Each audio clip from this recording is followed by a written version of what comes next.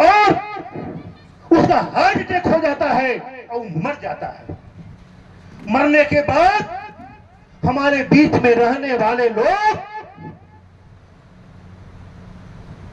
संगठन पर केस कर देता है। और कैसा केस होता है? मरने वाला भी अरुण पासवान और FIR होता है भी अरुण पासवान। यह लड़ाई वहां विराम हो गया और विराम होने के बाद 2006 तक केस चला और उस केस के अंदर हम पर 44 लग गया था कि आप मंत्रालय नहीं जा सकते हैं। तब तक सरकार बदल गई, सरदार बदल गई। हमको याद है हमने 5 जनवरी 2006 का केस जीता था और 2 तारीख को हमने पूरे हिंदुस्तान से भारतीय रेलवे माल गोदाम में काम करने वाले मजदूर एवं तमाम सहयोगी लोगों को बुलाने का काम किया और दिल्ली में हम लोग अनिश्चितकालीन के लिए धरना और प्रदर्शन और घेराव करने का काम किया था। उस घेराव के बाद हम लोगों ने उस समय 2006 में 2,85,000 लोगों ने हम लोग जेल जाने का काम किया था।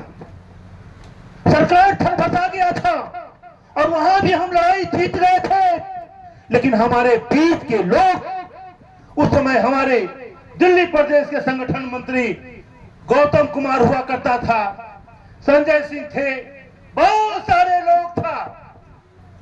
वो लोगों ने ठेकेदार के माध्यम से कुछ ऐसे लोग भी हिंदुस्तान में हैं, वो गरीब को अधिकार दिलाना नहीं चाहते हैं। अगर गरीब को अधिकार मिलने वाला हो तो आपके बीच वाले लोग निकल करके उसको डिस्टर्ब करने का काम करता है। और 2006 में जब आंदोलन हुआ और आंदोलन के बाद मैंने हमारा अधिकार जो मिला, उसके बाद एक हम पर केस करता है। कौन करता है? हमारे संगठन का राष्ट्रीय कार्यालय प्रभारी अनिल सिंह हुआ करता था। उसने हम पर केस किया कि भारतीय रेलवे माल गोदाम श्रमिक संघ के राष्ट्रीय महामंत्री हमसे 20 लाख रुपया लिया है नौकरी के नाम पर। जब यह कंप्लेन हम पर हुआ तो हम धरना पर बैठ गए। आप गूगल में देखिएगा।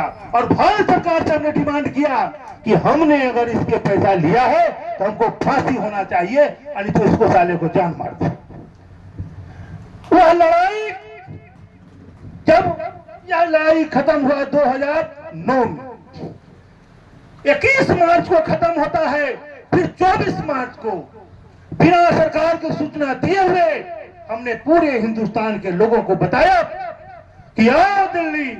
सरकार बदल जाती थी, रेल मंत्री बदल जाता था, रेल मंत्रालय गठबंधन में हुआ करता था, फिर दूसरा रेल मंत्री बनता था। फिर हम धरना देने का काम किया और धरना प्रदर्शन जब काम किया गया देने का, फिर हमारे संगठन के लोगों को लोग खरीद करके हम पर केस करवाने का काम किया।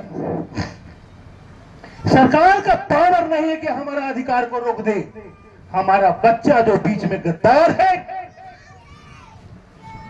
दोगला है, गरीब विरोधी है, कुछ पैसा के लोभी है, ऐसे लोगों से सावधान रहने की जरूरत है। वह हमारा काम को रोकता है। सरकार क्या करेगी? हम इतना ताकतवर हैं, हम इतनी बड़ी संख्या है पूरे हिंदुस्तान में। अगर सबसे बड़ा संगठन है, ट्रेड यूनियन है, तो अब भारतीय रेलवे माल गोदाम श्रमिक संघ है। इसे कौन टकरा सकता है? लेकिन बाहर वाले लोगों से डर नहीं है मेरे बच्चों, जो हमारे साथ में है, जो तुम्हारे साथ में घुटता है, ऐसे लोगों से सावधान रहना होगा। उसके बाद 11 की कहानी हुआ। 11 में फिर एक संगठन हमारे खिलाफ बनाया। उसमें हमारे खास लोग थे। उसमें साहेब महतो, उसमें दुखी सरदार, कुछ हमारे परिवार के सदस्य, नगेश्वर दीवाना, ऐसे लोगों ने फिर संगठन बना करके हम पर केस कर दिया। ऐसा ही करते करते फिर भी भारतीय रेलवे माल गोदाम श्रमिक संघ रुका नहीं, आगे बढ़ते रहा, आगे बढ़ते रहा। उसका परिणाम आज देख रहे हैं। अभी आपने देख रहा होगा, हम अभी चल रहे थे, हम ही तुझ पर देख रहे थे। एक बंगाल में हमारा संगठन का आदमी हुआ करता था, आओ आओ बाऊ टाऊ, अरे उससे क्या होगा, उससे कुछ होने का नहीं। हाँ, तुम हमारे बच्चों को अधिकार देने से रोक नहीं सकता है, थोड़ा ठहराव कर सकता है।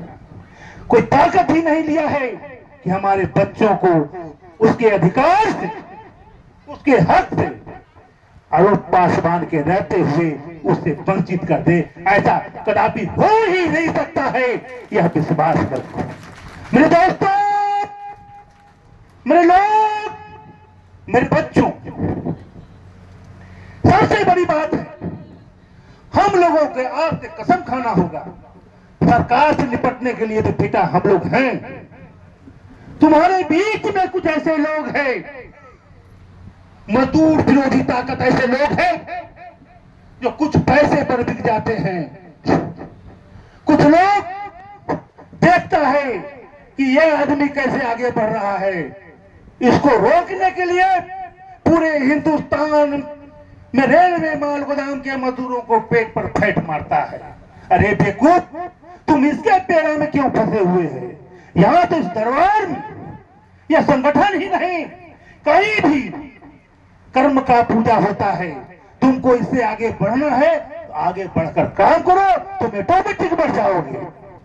लेकिन कुछ लोग हमारे संगठन में ऐसा भी है, फार्म भी भरता है, चंदा भी लेता है और उसको पहुंचाने का जहां